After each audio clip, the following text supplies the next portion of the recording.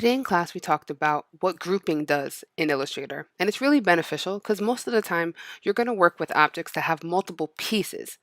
So it's really important to learn how to select multiple objects first, even before you get into grouping. So let's go over two methods of selecting more than one thing at once. In order to select more than one thing at once, you can make something called a marquee.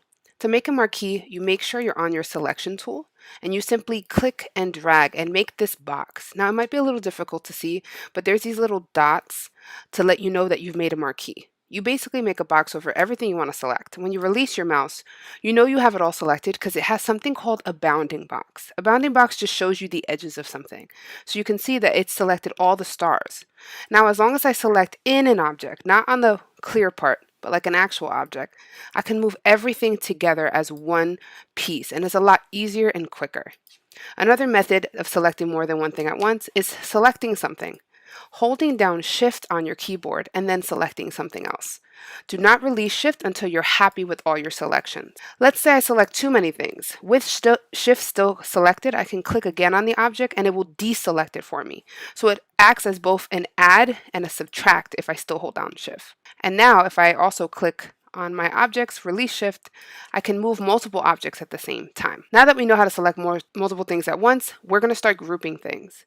So you're going to select each one of these animals and group them, and then move them over into the background and rearrange them and resize them so they fit into this forest. You can use the method of clicking and holding Shift to select on every piece of the animal, or you can simply select by making a marquee over the whole entire shape and then grouping it. We learned two ways of grouping an object. We can do this the long way, object group, or we can hit Control G on our computers. It does the same thing. You know you've grouped something because when you click away and you go to move it, it should move as one individual piece and not as separate pieces. Let's say I forget to group something and move it, I can tell because I've only moved one part of this little bunny. To ungroup objects, it's Control Shift G, or select the object, go to Object Ungroup. You know you've ungrouped the object, you may have to deselect first, meaning click somewhere else. But when you click on each individual piece, you'll see them moved over. And that's all you're going to do for part one. Practice selecting multiple things at once, grouping and ungrouping.